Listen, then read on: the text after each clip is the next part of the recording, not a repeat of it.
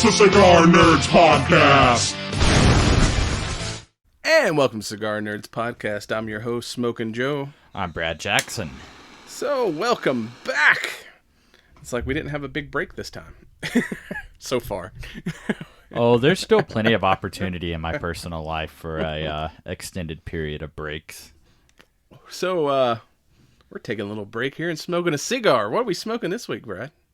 Or do you want me to pronounce it? Yeah, you go for all the shit, because I already threw away the wrappers. So all I know... It is the Los Statos Deluxe from Scandinavian Tobacco Group, and partnering with Matt Booth as a creative director. It's made of Ecuadorian Sumatra wrapper, Nicaraguan binder, and fillers from Nicaragua and the Dominican Republic. It's kind of weird. That sounds almost like it should be the most metal cigar brand ever. Los Statos Deluxe. Well, I mean, like just the Mexican fact that, band. It's Scandinavian Tobacco Group. Yes. Yeah, I went the wrong way with that. Yeah, like our freaking need to paint our faces white. I mean, you are wearing the Hellfire Club shirt, so. I just got to get some grease paint and, go full on black metal. Yeah. Oh, man. Watch Deathgasm again. It's a good movie. I need an ice cream cone for that, though. Dude, it's the middle of summer. Why the fuck don't we have ice cream cones? I don't know. That's what you should do for DragonCon. You be the guy from Deathgasm and see if anybody recognizes it. I mean, I'm really... Just walk around with a fucking ice cream cone. I'm just going to sit on a park bench, dude. Oh. So the reason why Brad's wearing his Hellfire Club shirt is we're going to talk about Season 4 of Stranger Things. Which is going to be... to the Upside Down. Like, now that I've thought about it, this might be the one episode that we're going to have to condense down. Because the one thing about this season is every episode was like a full-length movie. Yeah, this is definitely probably not an episode where we're kind of just going to go talk about some highlights. We're definitely not going to be able to go episode through episode and recap this whole thing. Because, fuck, this is like the longest season yet. But before we get into that... if you're going to fight Demigorgons and Vecna, you should call in the Strike Force. StrikeForceEnergy.com. Use your promo code CigarNerds for 20% off your order. Just in time for DragonCon. Get caffeinated as you're getting your geek on or throwing some dice. Rolling them bones. Yeah, why didn't we try to roll for initiative before we started recording? Like, we've already set ourselves up for failure. We're getting destroyed. We should have had like someone else come in and be a DM and just like freaking just do podcast by roll. You want to tell about Master of Puppets? You got to roll a 6 + 2. Fuck. Metallica's like, you want to feature us on your show? Roll 20. Otherwise, we're suing your ass. Nat 20. Because, I mean... Anybody that's old enough to remember Napster. Yeah.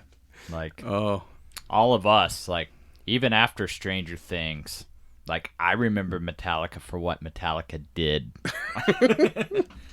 Maybe they've calmed down their old age and, like, letting people use their shit. Negative. Nah. I mean, they do kind of look like grandpas now.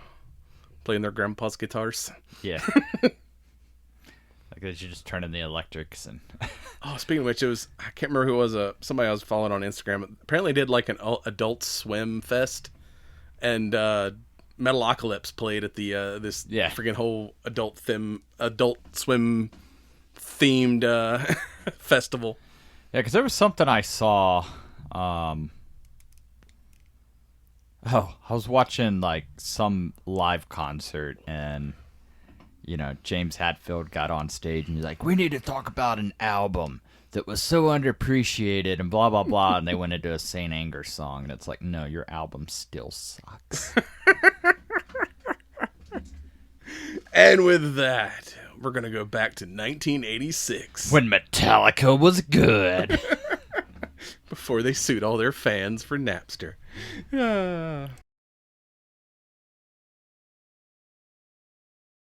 And welcome back to the Upside Down. I wonder if there's if there's right side up and upside down, is there a sideways? Is that like another, like kind of like Multiverse of Madness We haven't seen the. That'll be season 5. We go to the sideways instead of the upside down. It's like, oh, we've encountered an event horizon within the upside down. Now we're right side up. Or maybe it's like, there's the up, left, right side. Maybe if you go in there, you get 30 lives. Maybe it's like the Cupid Shuffle, One hop one time. Demi Gordon 2 times. So yes, as we kind of alluded to in the intro, this is the biggest freaking season we've had so far. Not only it's kind of like the normal run of episodes, but fuck, each episode was like hour and a half, like feature, like hell, the last episode was nearly 2 fucking hours. It was literally a Lord of the Rings film. I think it was almost like 2.5 or something crazy. Like, yeah, it was like the last one was like went on forever, and it's the first time we've not gotten like the full drop all at once. It's like we got part 1, which was the first, 8 episodes, or I don't know what you're talking about. I got the full drop. Yeah, because you wait till the last damn.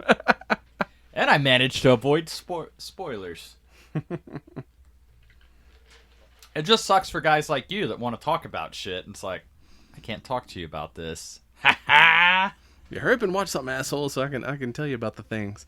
Yeah, so we got the first 7 episodes July 1st, and then we had to wait a month for the final 2 episodes to drop, which were, after seeing those final 2 episodes, I'm like, all right, I understand, because you were probably still working on visual effects up until the release date. Dude, I gotta say, this season, they went all out as far as, effects and everything else. I mean, granted, not to take anything away from previous seasons, but every one of these was like, this is a blockbuster production. This isn't, just... Yeah, I read somewhere that final episode had more effects than the entire, season combined.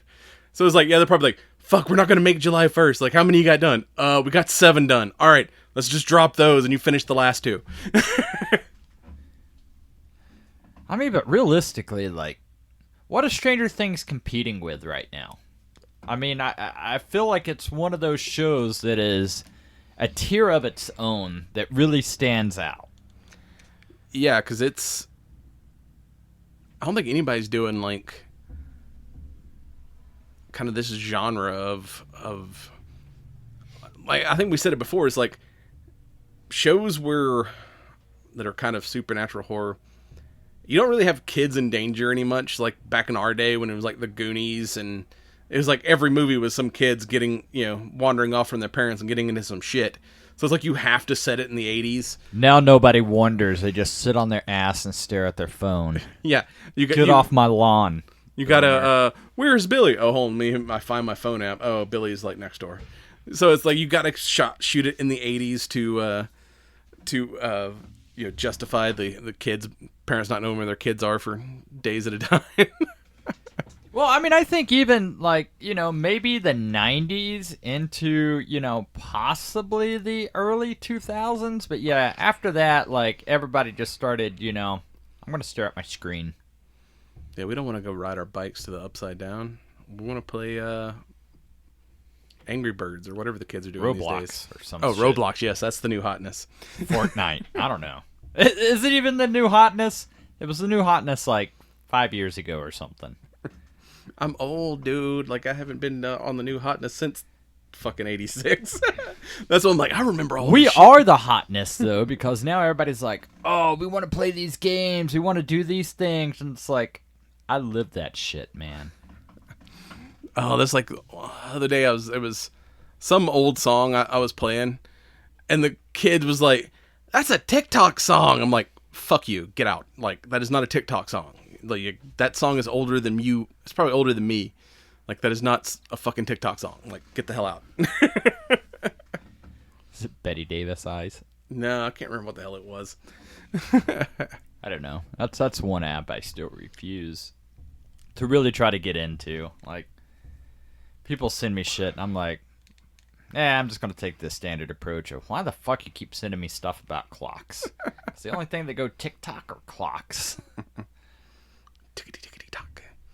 So yes, we catch back this, and this is kind of a weird season too, because as you remember last season, it ended with Hopper dying. Not really. Called it. Oh wait, hold on. Spoiler alert. And then like half the crew, 11 losing her powers and moving to California with Will and his brother, and so it's like the whole season. It's like 3 different stories going on simultaneously because nobody's like together until like kind of the final episode. Oh yeah, absolutely. And in a way I thought that was kind of cool, to sort of mix things up, but at the same time I'm just like there's like 14 contained stories within like no wonder the episodes are so long. Yeah, because, I mean, it took a lot to kind of, like, wrap all this shit up. And hell, they still didn't really wrap it up because it left with another cliffhanger because as we know, we only got one more season. And this is definitely the Empire Strikes Back where, it ends on, like, Max is in a coma and the Upside Down has, like, won this battle because now they've opened a fucking portal into our world. Like a massive gate that they can now invade us. So, yeah, it's, and we're probably going to be another 2 years before we find out how this shit's going to wrap up. But I wonder, like, I still predict there's going to be some sort of, a spin-off series or something else. Where maybe it won't be the entire cast, but, like, this season I thought did a really good job with, really showing a lot of the background, between the Facility 11, everything else, like all of the previous numbers leading up to 11. And why we haven't seen any of them except for number 9. Yeah, because that was always one of the things we kind of been contemplating on. Like, well, if she's 11, like, what happened to 1 through 10? And last season season before that, I think we had we met number 9. But yeah, it's like, where's why is she, this is a big ass facility. Why is she the only one in it that escaped? And then you're like, oh, okay. And I did like how they started with that too. They started with the flashback of a younger 11 before season 1, just in this midst of like, the lab is just jacked up and everyone's freaking dead. And she's just standing there all like freaking bloody-eyed looking like the fucking Exorcist or some shit. And you're like, oh shit. Did I sort of, I was thinking sort of like Rage, Carrie and like, hey, why is 6 afraid of 7? 'Cause 11, 8, 9. 7, 8, 9, you idiot. Can you not count? No. That's dumb. But yeah, I like how they kind of started with that, and it's like, you're like, oh shit, did 11, like, was she the monster at some point? And you see her dealing with, like, kind of anger issues since she lost her powers and had to move to California. But living in California would probably give me anger issues too, so I understand. And we don't find out till later that no, she was actually the hero and not the one who caused all the fuckery.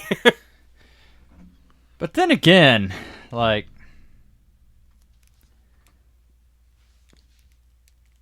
I don't know. Do you sympathize in that regard? Like, you're getting bullied the fuck out of, like, you're shown favoritism. And everyone else is like, hates you. Yeah, especially because, like, up until it shows what actually happened to the kids, they did a good job of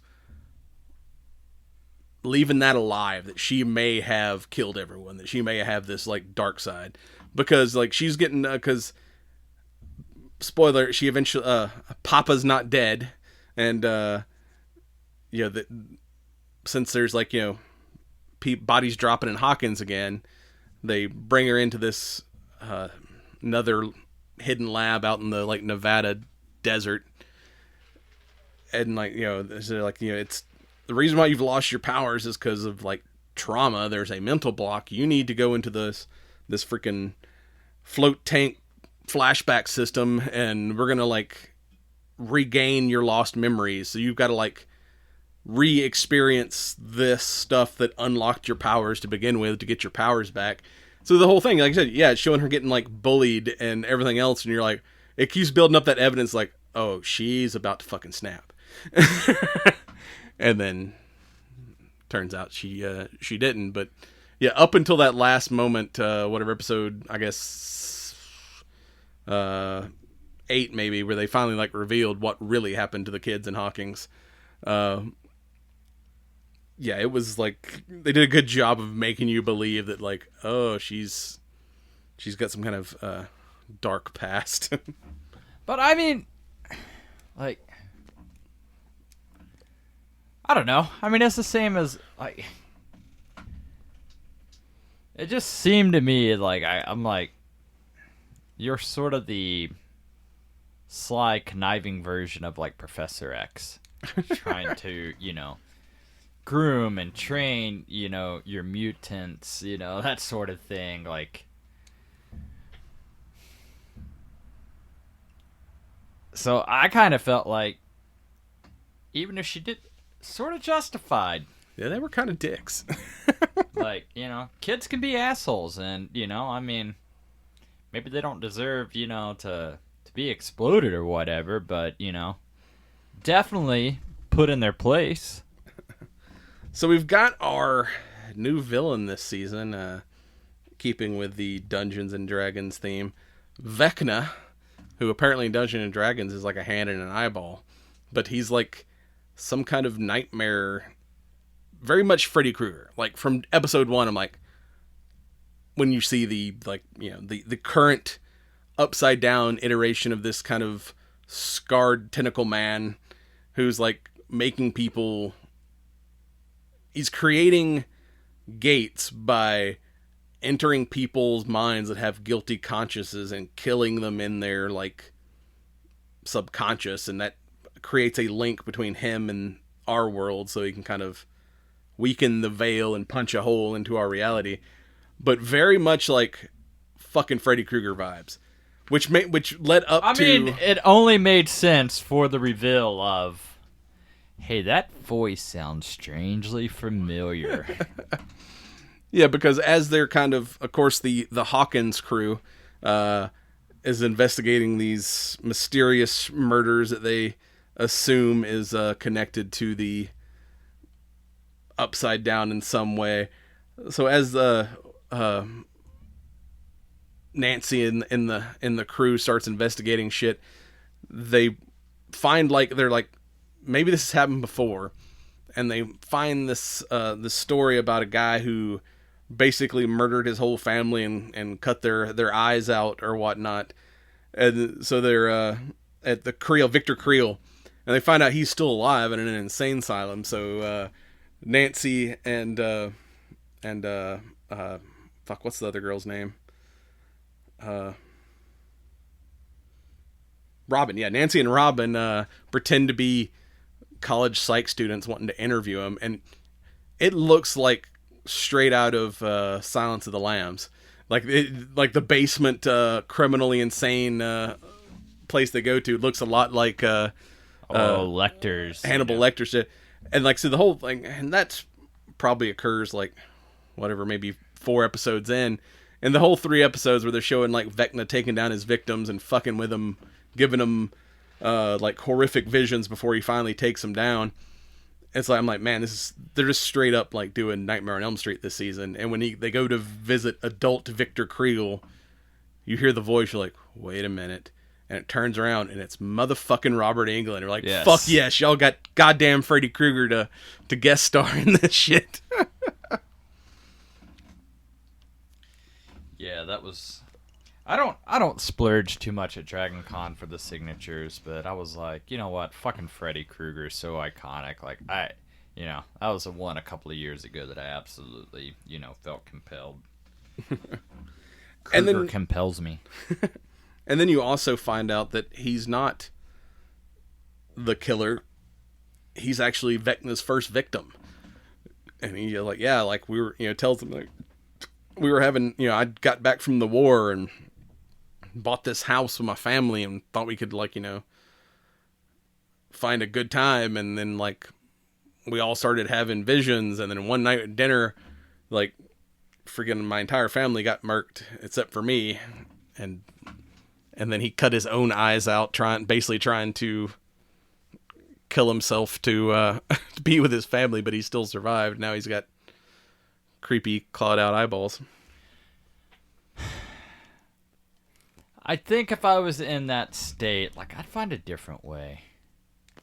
Like, just melon baller to the eye doesn't. No, like that makes me hurt. Yeah, like there's quicker ways. Yeah, slit a wrist or something, homeboy. You got something to cut your eyes out with. I'm sure you could cut something else. I mean, I guess if I had, like, eat a bullet, it's instant. Well, but if you're in psychiatric prison, it's going to be hard to get your hand on a firearm. Is it, though? Is it? Depending on which movie you watch. What about ghost guns? I mean, they just come out of nowhere and, fly into your cell. Like, I keep hearing about them on the news. Like, he slimed me, Ray. They've got to be real. I figure you could probably piss off one of those, this is the 70s, like, or 80s, people were getting, like, their ass kicked all the time. This is before, like, outrages about excessive force, He probably could have spit on a guard and got beat to death. That would probably been easier than cutting his eyes out. I just, my eyes are sensitive, dude. They're like mallows, but they help me see.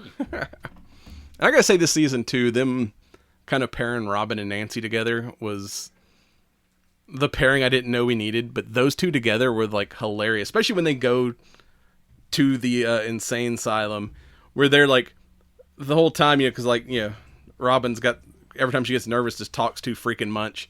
And Nancy's like, really? Does she have to be with me? And then she just goes full gangster on the... Dude, it's full on Nancy Drew. Yeah, and just goes... Nancy and Robin. Nancy Drew. But yeah, when she, like, freaking has to clean her up and make her look like a college student, and then she just kind of goes off on the...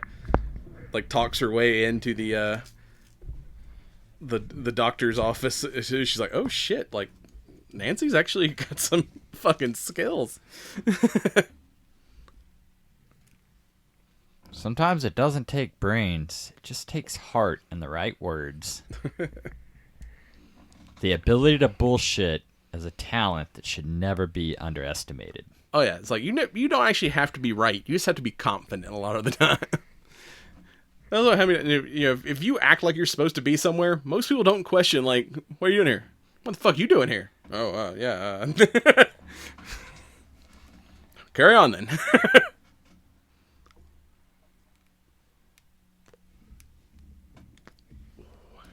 I was places I shouldn't have been. But there were people to tell me I didn't belong. You should have been like, what am I doing here? What are you doing here? Arrest yourself. Yeah, I don't think they were looking to arrest. I'm not trespassing, you're trespassing. You shall not pass. Did General Disorder not tell you I was here today? Just like making up wrong. Major Woody said it was okay. You just start making up names. Yeah, Sergeant Mayonnaise. Lieutenant Manuts. But anyway. So what hole fell down that you just had those off the cuff? I don't know. My brain's a scary place. My brain is the upside down. There's no telling what's just rattling around in there. Oh. And we got our LA team of the Byrons and 11, and Mike decides to go on vacation when the shit hits the fan. And then they're having almost as bad a time as them because, like, fucking government agents show up and, like, we're going to take 11 and try to, like, jumpstart her stuff, but we're going to leave you these two FBI agents to guard you guys. And then bad military guys that think that 11 is the cause of all this shit wants to erase her and Brennan's crew. Which, for Stranger Things, badass action sequence when they show up at the house and get in a shootout with the FBI agents. I was like, oh, shit. Outside of dude, that drywall ain't protecting shit from shit. Hey, man, this was the 80s. Shit was built better back then. Nah, that was concrete to make it look like drywall. I get it. I mean, it's LA. Everything's got to be earthquake proof. There's housing requirements. I thought you just put them on springs, so when the ground shook, the house could just wobble back and forth, Wobble. Oh, but my second favorite new character of this season, Argyle, as long as we're talking about the LA side of things, which I think's another 80s reference, because he basically is Will and them's driver, Jonathan, which, if you remember another driver by the name of Argyle, that was the limo driver from Die Hard. And we got our stereotypical 80s stoner movie sequences of just Jonathan and Argyle just fucking hotboxing the van and yeah, man, stoner dealing with some crazy shit. Dude just rolls up to deliver a pizza. The next thing you know, he's on a freaking road trip being chased by the government. Go, man, I'm freaking out. I gotta have my Maui Wowie or whatever the hell they were smoking. That's another dying art. What's up, my dudes? Yeah, my dudes. Instead of my boy, it's my dudes. Yeah, It's he always hangs out in this van and smells funny. yeah. I like Eleven's description when she's riding Mike.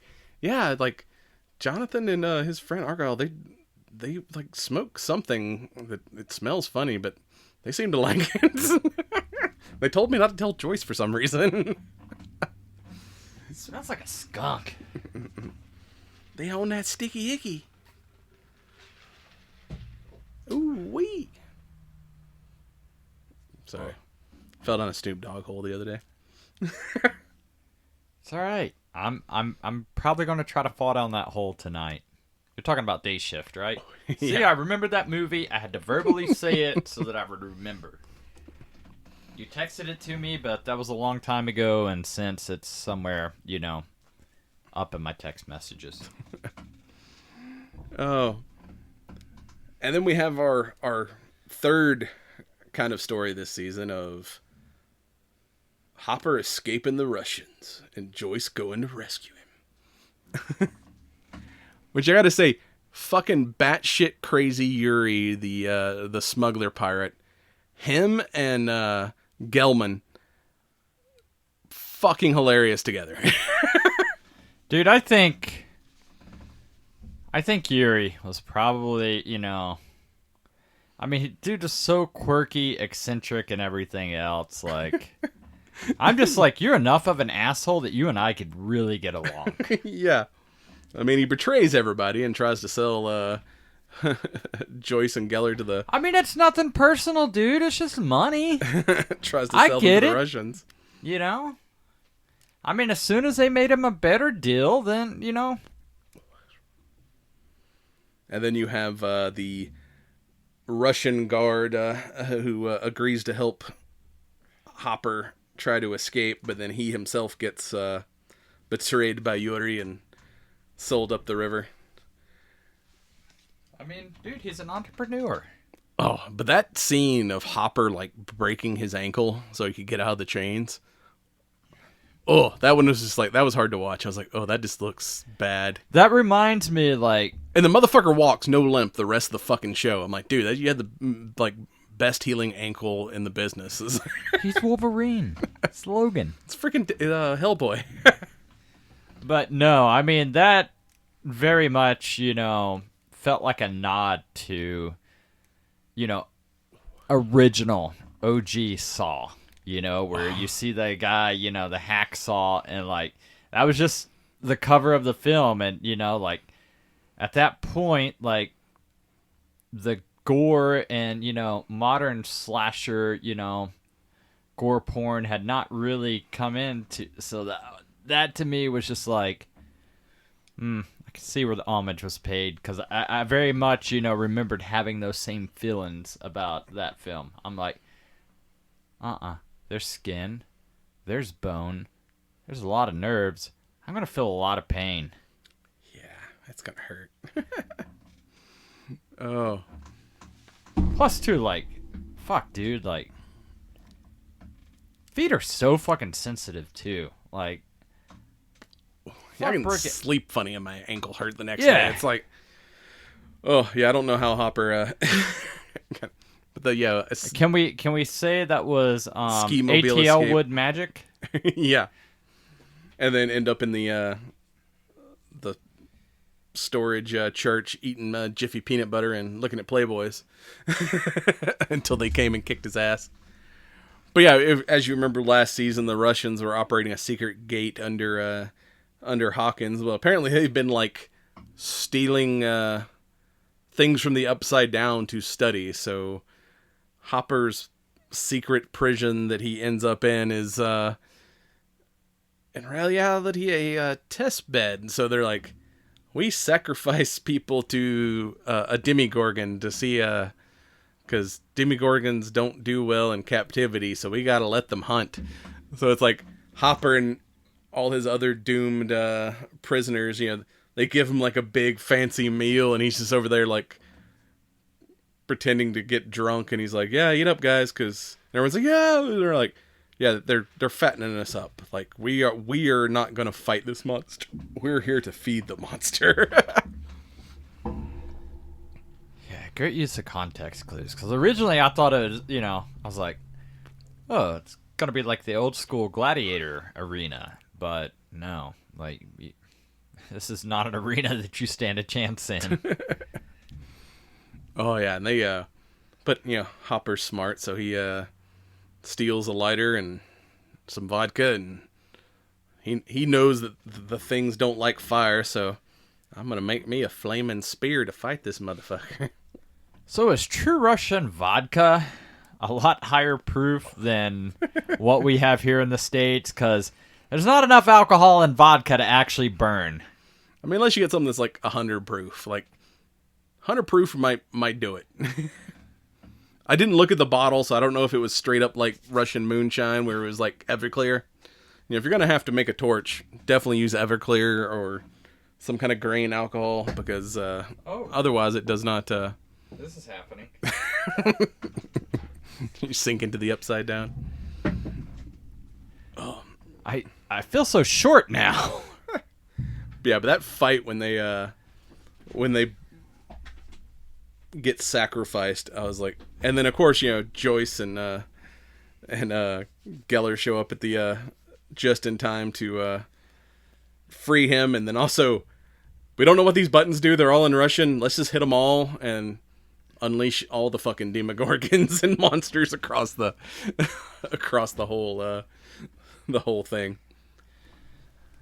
Although, what would happen, modern Russian military prison, they got the big-ass dogs. Big-ass dog versus a Demogorgon? Yes. That might be legit. They might have a shot. I don't know about the full Demogorgon, but those Demi-dogs from, the other season, it'd be a good fight. I'd watch that. That was the only thing, it's like, this is a Russian prison, But then again, Hopper has experience breaking out of Russian prisons. He did it in the Black Widow movie. It's not the first time he's had to break out of a Russian prison. It's like, damn it, I've been here before. It's cold. It sucks. Oh. But then they decide to go back because they're like, well, if Hawkins is being threatened, these things are a hive mind, so if we injure them here, that'll weaken them back home. We got to kill these things. So let's go back and fucking torch this prison, and breaks out the flamethrower and some AKs. Every time I see a flamethrower in a movie, because I want a flamethrower so bad, my wife's like, no, you do not need a flamethrower. Every time I'm like, see, look, in case of Demogorgons, aren't they we only need a fucking flamethrower. $600? Yeah, they're not that expensive. You can buy a flamethrower cheap. But hell, they even make one now that mounts to the rail of an AR. You can get a fucking flamethrower, underbarrel flamethrower. I don't know what kind of time you get on it, but it's a thing you can buy now. I mean, you just never know when you need a good fire starter. Fire starter. Jumpstart some some wet wood or something. Like, but we jump back to Hawkins. Let's talk about one of our other new favorite characters this season that has like charmed the fuck out of the internet, and we're calling it now.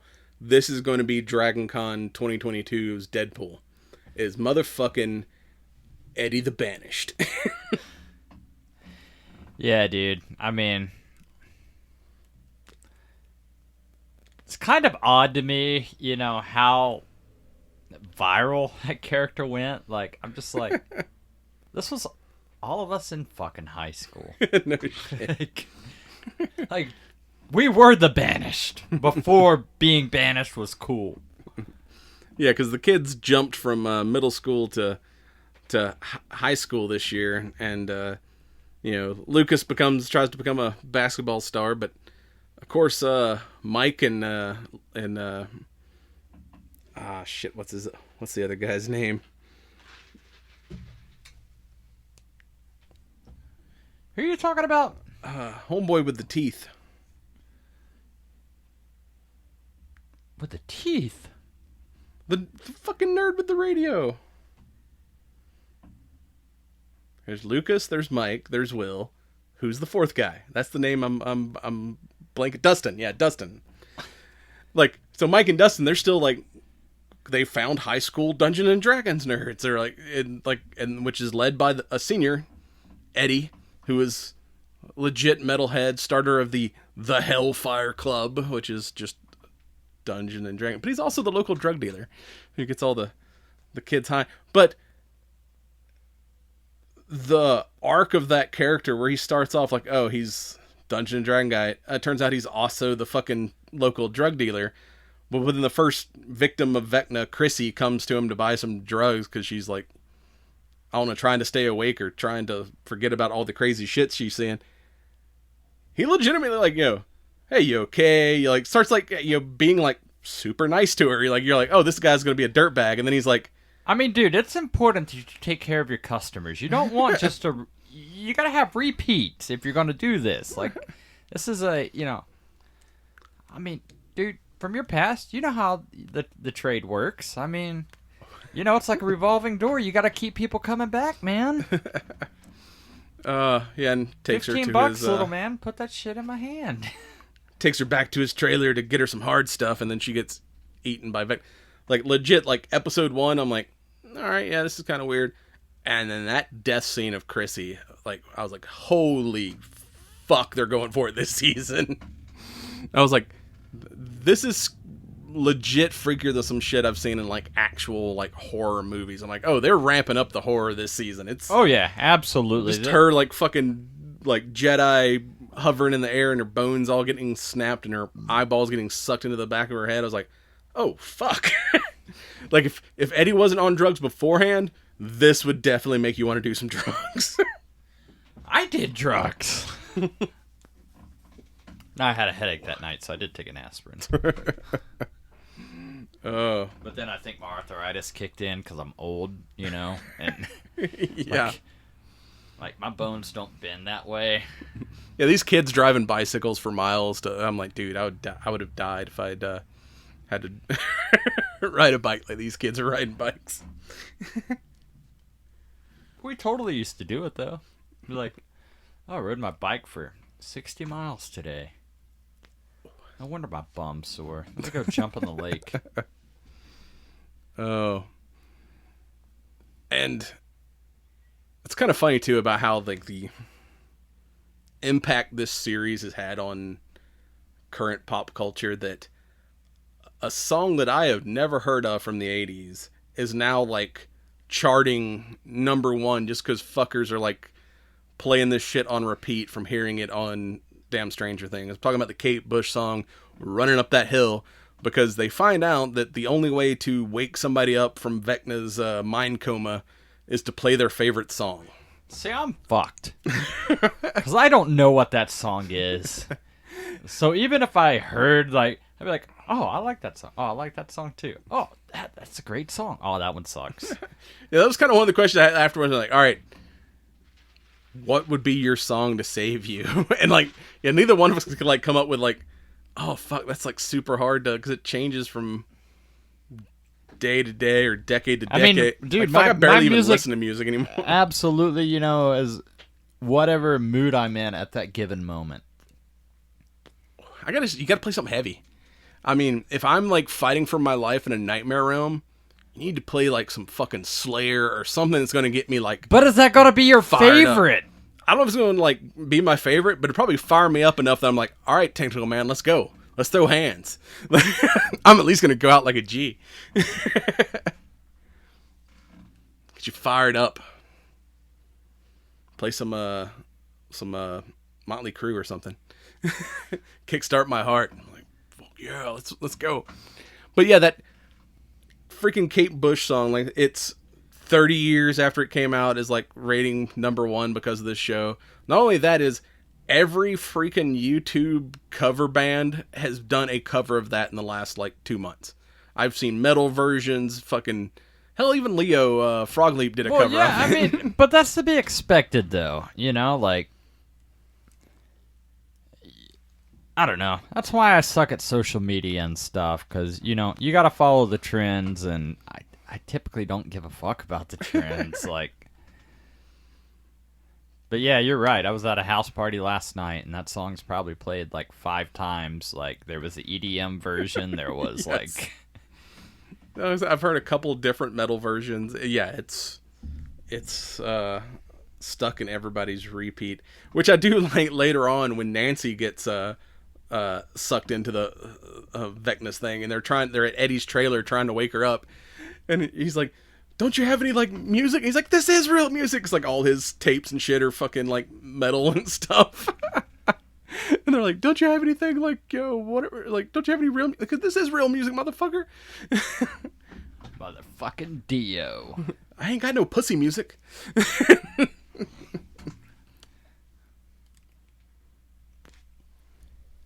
Pussy music with their title track, Queef. Oh, God. It's like, do you ever remember that movie, The Stoned Age? Yeah. I think you and I actually watched that movie. So, the one part, the guy starts playing Fear the Reaper. And he's like, why are we listening to this pussy song? Shut the fuck up. This is Blue Oyster Cult. He's like, yeah, so? He's like, it's still a pussy song. Like, no, every band has to do at least one pussy song so they get the pussy. Show some respect. It's Blue Oyster Cult.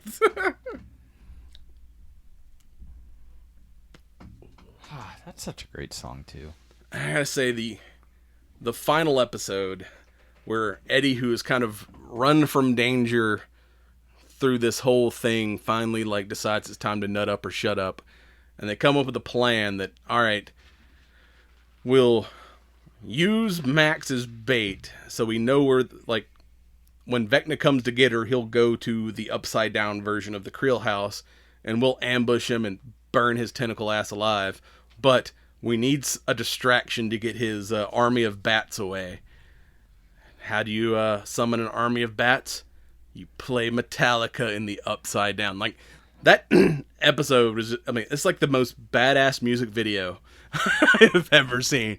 Just freaking Eddie on the roof of his trailer playing Master of Puppets to, like, in hell, pretty much. I'm like, that was something we saw in the trailer, and we're like, what the fuck why are they doing a concert in the upside down? And then we seen it like happen. We're like, oh fuck, this is the most metal thing I have ever seen. Just him just fucking shredding like, I will summon the demons with rock and roll. Yeah, I mean, that was cool.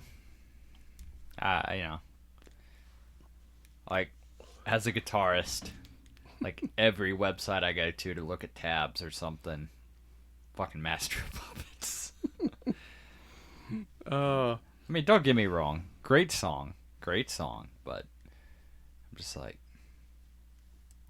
and I think, you know, James Hetfield actually worked with him to teach him how to play, you know, the song and everything. Yeah, because I think they actually used Metallica's music, but he learned to play it. Again, I've seen videos of him like playing it.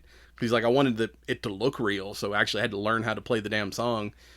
And I've seen a video on YouTube of him actually playing it, and it's still pretty badass. But it's like freaking whatchamacallit, I saw something is like, this is how badass of a guitarist Eddie is. This show takes place in 1986 in the summer. Masters of Puppet came out in like May of 1986. So in the midst of writing an epic D&D campaign, Eddie had time to learn Master of Puppets in like 2 weeks. This guy is a god. I mean, that's no small feat either. Like, realistically, like, either one of those things. It's not Twinkle Twinkle Little Star or whatever first song everyone always learns to play. Stairway to Heaven. I'm on a highway to hell. No, that's not everybody's first. Smoke on the Water. Bum, bum, bum. Every guitarist listening to this now is like, fuck that guy. He has spoken the 2 cardinal sins that no guitarist shall speak. Oh. I don't know. What would, if you had to summon the demons, what would your guitar solo distraction be? Because I can't play shit. I've played a little bit of a drums, but it's been a long time. And I definitely ain't lugging a fucking drum set to the Upside Down. That's way too much work. Why, dude? You literally just got to throw it in a hole. It'll be fine. Oh. I don't know what my song would be. I don't know.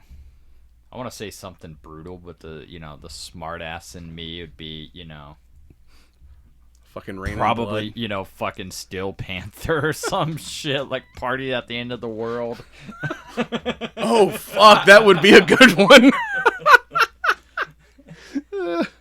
Party at the End of the World and the Upside Down. Yeah, if that show is made now and instead of the 80s, I'm like, fuck yeah, that would be perfect. Oh. Party fucking hardy, Yeah, it's like all the songs is like, no, those weren't out in 86. We'd have to do a modern version of the Upside Down. Oh. And then we got the Evan gets her all the small things. Start playing Blink 182. They're summoning bats. Dear God. But of course, Eddie sacrificed himself and gets the hero's death. Fighting bat. I mean, he should have fucking straight. Oh yeah, when they go to rescue Steve after he swims down to like check to see if there's a gate under the lake, and gets sucked into the Upside Down, and they dive in after him, and he's like fighting the bats, and like he bites one of them, and then he's like, "Dude, you went full Ozzy on that thing." And he's like, "What?" He's like, "Yeah, Ozzy Osbourne bit that off a bat." Anyway, never mind. You know what he needed? What? Remember the guitarist from Mad Max that captivated everybody? Oh, the was with it a flamethrower? Yeah, the flame-throwing guitars. It's exactly what you needed in the Upside Down. You could have fucked those bats up. Eddie wouldn't have died.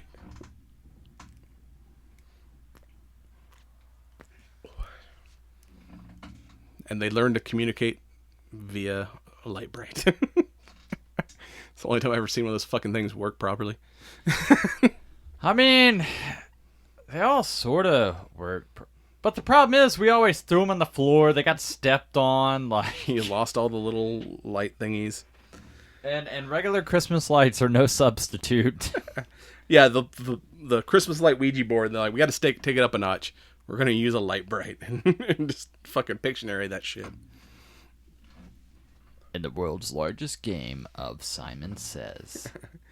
Oh, yeah, and before they go, they got to stock up and get gear to to attack Vecna. They go to a little Army-Navy store that anyone from the Atlanta area may have recognized it. It is, what's now? Hodges. Yes, Hodges over in Marietta, which they're no longer in that building. It used to be an old warehouse. Now they've moved to like a new store in like a strip mall. But I saw that and I'm like, man, I haven't been to an Army-Navy store in forever. That place looks familiar. So I went down to Hodges that weekend and found their like new location, and it turned out to be their grand opening. And I'm like, oh, this definitely isn't the old place I went to. And then sure enough, they had a display of like a bunch of their antique stuff that they actually used as props on the show with a big sign that said, "See props from Stranger Things season 4." And I'm like, I was right, that was Hodges. So I don't remember Hodges ever selling guns, but I guess that was a little something for the show, unless Hodges started dealing in firearms at some point. I'm not familiar with. But yeah, I was like, you got to go to the back room. There's a secret password. You got to knock 3 times and play Master of Puppets, and then they'll let you in. But I was like, man, I definitely feel like I've been in that store. And then I'm like, oh yeah, I have been in that store. I practically lived here. That's where I bought all my camouflage back when I was playing paintball. And Did it work? Did it keep you concealed? Sometimes. I ambushed a couple people. It was all good. Oh, and then... Why is that bush running? Fuck your bush! Oh. Yeah, and the LA squad, can't get back to Hawkins to help after Elle gets her powers back, but it's like, hey, I can just join this party virtually. Let me zoom into this battle. I just need a deprivation tank. And of course, stoners save the world. Like, hey man, I know where we can get a tank and some salt. Let's go visit my homeboys at the pizza place. There's a surfer board pizza in every state. And apparently Walmart actually made a deal where you can, I haven't found it at my local Walmart, but you can get frozen surfer boy pizza from Stranger Things at your local Walmarts. There's so much merchandising for this shit now. Oh yeah, dude. Which we talked about, I mean, this is one of the few series that really sparked that whole cross merchandise, which, I mean, makes sense because, I mean, dude, we've talked about it many Walmart, times. Like, fucking everybody. I haven't seen a Domino's pizza tie-in since I went to a Ninja Pizza Turtles. Hut. Wow, they still exist. I just remember playing the tabletop Pac-Man machines in back in the Lewistown, day. Montana, it does. Did they have the tabletop Pac-Man machine? No. Oh, damn, that was like always. You always like tried to get the table that had the built-in Pac-Man machine. It was the best part of going to Pizza Hut as a kid. My dentist office as a kid had that shit. Like, one of them was set up as Pac-Man, and then there was another one with Galaga. Remember just sitting there trying to roll the ball. Like, this is awkward as fuck. Oh. But yeah, then we get the reveal that in all these flashbacks that Eleven's been going through, there's a creepy janitor guy. And through that whole thing, I'm like, this dude's going to diddle her. This guy's going to be Uncle Touchy, and that's why she's going to snap and kill everybody. But turns out he's also a patient there. The first patient. Victor Krill's son, turns out they didn't get attacked by Vecna. His son was a little weirdo, and he's the one that killed the whole family. He was Vecna. And then ended up getting picked up by Brennan to experiment on. And I was... Is he Eleven's father? Because, I mean, all of them had kind of similar psychic powers. Was Brennan kind of using his DNA to create the other kids? Or was he finding kids that had talents and bringing them to the Institute? It never, like, clearly states that, but he is number one. As number one, 11, that is your father.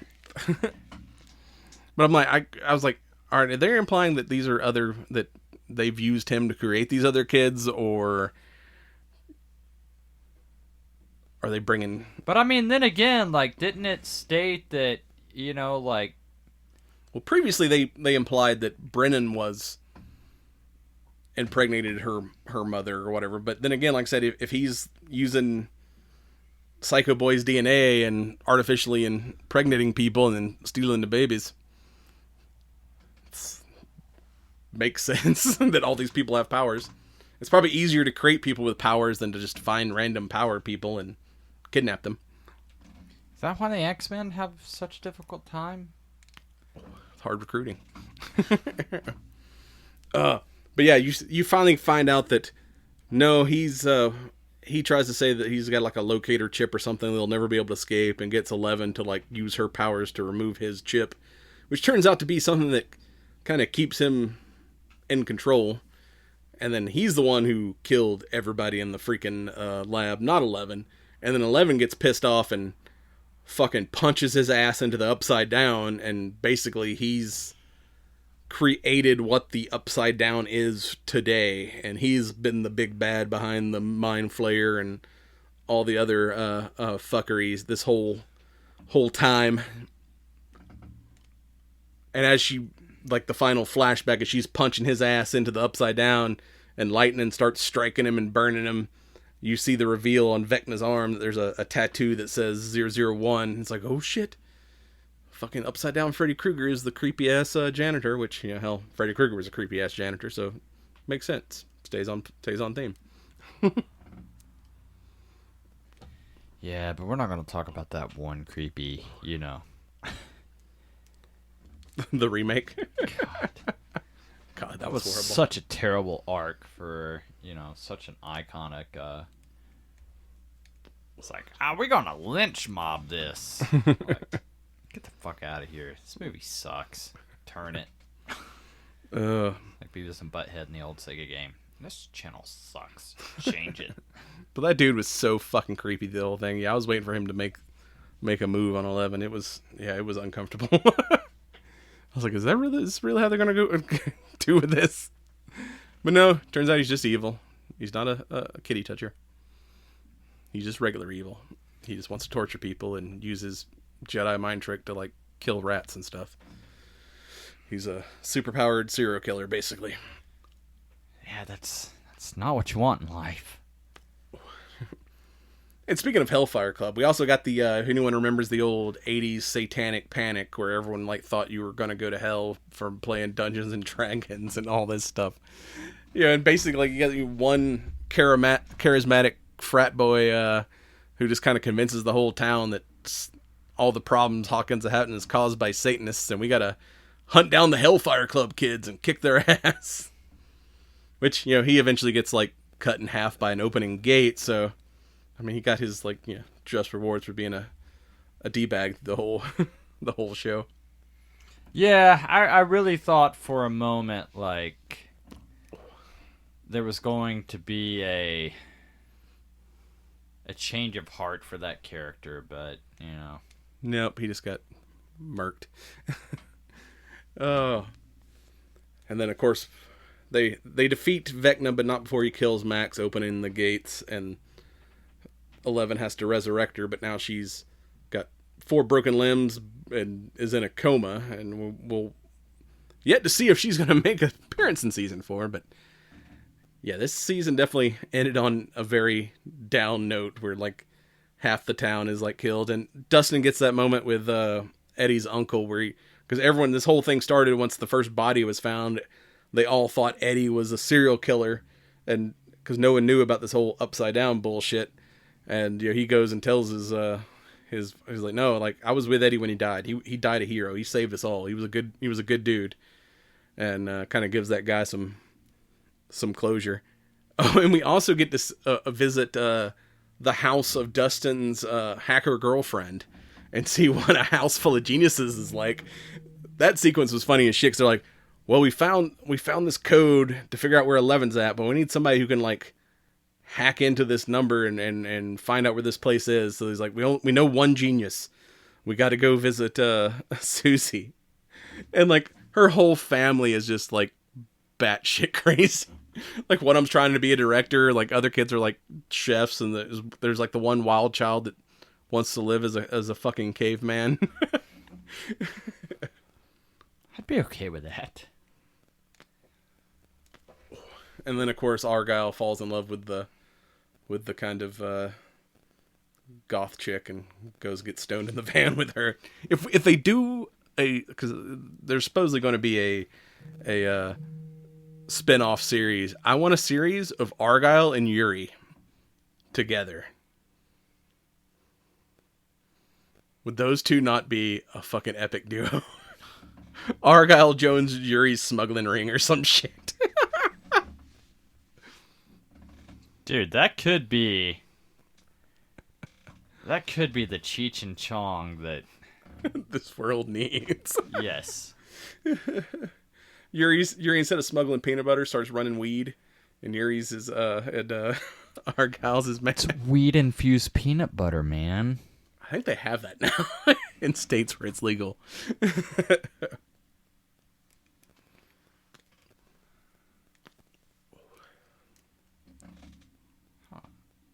No, I like peanut butter. Bro, you got your weed in my peanut butter. Bro, you got your peanut butter in my weed. Bro, weed butter. Isn't that how Reese's was made? I don't know. I'm still convinced that's how they came up with the name Scooby-Doo. Scooby-Dooby-Doo. It's like, bro, what do we call this dog, man? Yeah, and I mean, they were kind of the Scooby Gang. A bunch of teenagers trying to solve a crime, running around in a van with a stoner. They just didn't have a dog. I guess 11 was the dog, maybe. I don't know. But at the same time, like, there was a lot more at stake. Like, that was always the thing about Scooby-Doo. Like, most of the villains, relatively, petty, harmless.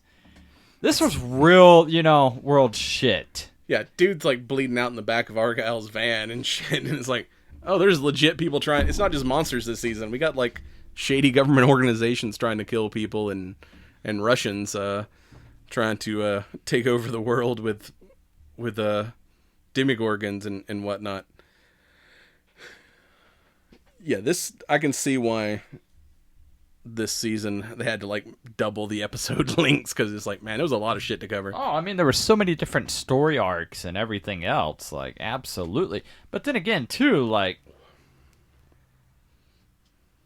I don't know, did having the longer episodes, did it tax your extension or your, Attention span? attention span? No, because I think it's kind of like some of the complaints we've had with like the Disney Plus series that only do like 6 episodes, where you're like, man, by the time you get to the final episode, it seems like there's like a ton of loose threads that you're not going to have time to like finish it out. Where this, maybe they spent a little too much time on things here and there, but it was like, y'all doing a lot of shit with the time that y'all have got. So it's like, I didn't feel as rust as I had with some of the other, like the Disney series, that I'm like, man, this needed like 2 more episodes to like flesh this shit out. Where Netflix has been like, yeah, this is gonna be a big story. Like, buckle up. Yeah, I know. I think I felt the same way. I don't think that there were any moments where I'm just like, fuck, can this episode just wrap up so we can get on to the next one or something? Like, yeah, and we did like the 7 episodes. Yeah, but no, 7 episodes, and I was like, they're like, well, there's a part 2. I'm like, all right, we're gonna get another 7 episodes. And they're like, oh, it's only 2 episodes. I'm like, what? And then, oh yeah, each one of those episodes is like a feature length. I'm like, oh, okay, so this is like a big ass movie, 2 of them. So as we kind of start to run low on time here, anything we've not covered that you wanna drop that you thought was a fun thing? dude, the entire season was, fun. I mean, I don't know. For me, I really enjoyed the fact that obviously, our cast is maturing, so our timeline fast forwarded it, and yeah, they weren't going to pass. They got real world. Well, I mean, I'm glad that it took on a darker, more adult direction, instead of, sort of playing on, yeah, 'cause they all went through some 80s shit childish this season, nostalgia. So I don't know, I mean, this season was straight up a fucking horror flick. Yeah, and whatever, Sadie Sink, who plays Max, which we talked about her in that the Fear Street series. She's turned into a great actress, and I've heard there's rumors that she may join the MCU. But yeah, she went through a lot of shit this season. Like, for someone who kind of joined the party, later on, like, they gave her a lot to do this season. And I mean, she did a good job of dealing with the kind of showing the post-traumatic trauma of Billy's death and her kind of coming to terms with that, and how all the things that happened last season, like, affected her, and how everything affected, like, 11 trying to deal with, like, not having powers and losing her new father and whatnot. It was like, and even Dustin with, like, befriending Eddie and having to deal with his loss and stuff. It's like, they put the cast through some shit. These kids are growing into, like, legit actors. And so, do you have any predictions for next season? How the fuck are we gonna wrap this up? I mean, fucking Hawkins is a big ass hole in the ground at this point. It's like, oh, what the fuck are y'all gonna do? Somebody wakes up and it was all a dream. It's just fucking Argyle Stone having a fucking nightmare. Somebody, got some weed laced with some acid, and this was all just a really bad trip. Yeah, it's like a fucking, whatever, MK Ultra experiment. Somebody got dosed and has been, which I saw another, which I don't think next season.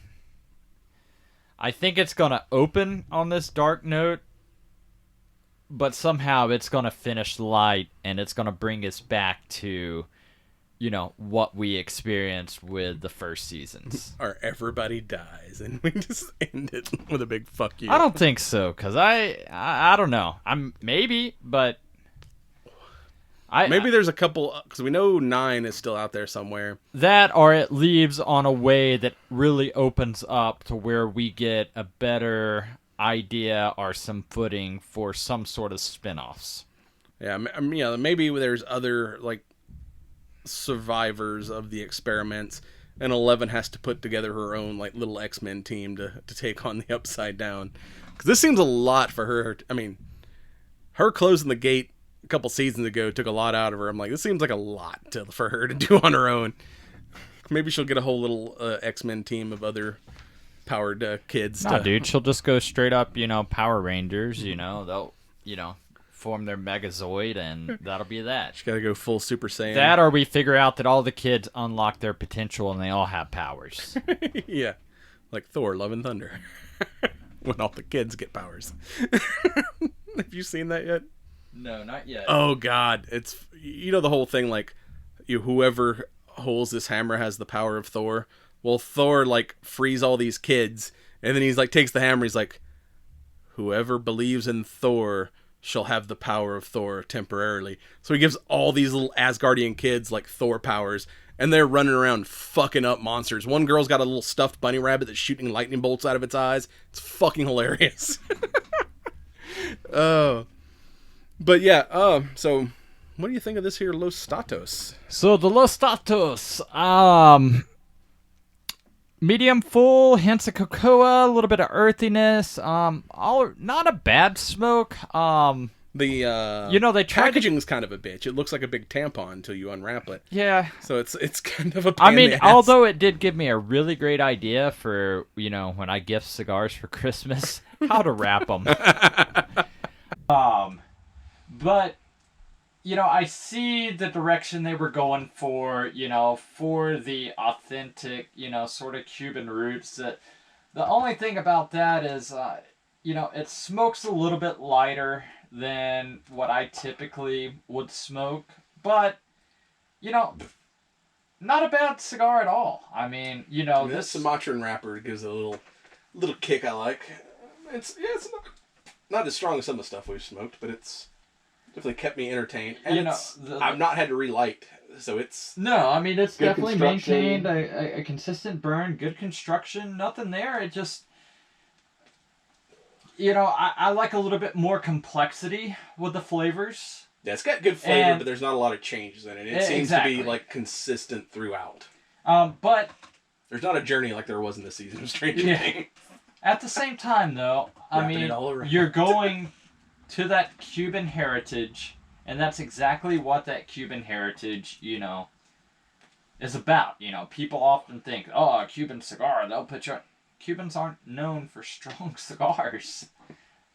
Like it was a consistency, a quality. You know, like these are like, you know, if you're an all day, everyday smoker, everything can't be a powerhouse. You'll be like, fuck, I need a nap by lunch, you know, like a little more smoother, like something you can have a couple in a day.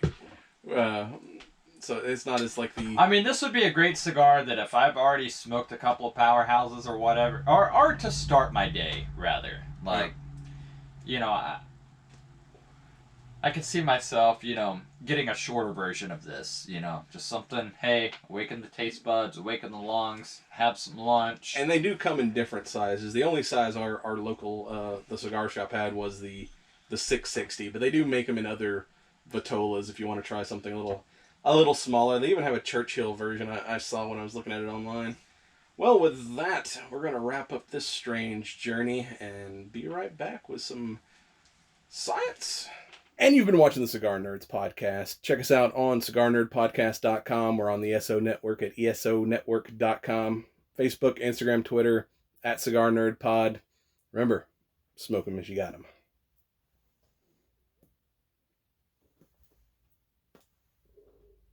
Like, comment, and subscribe.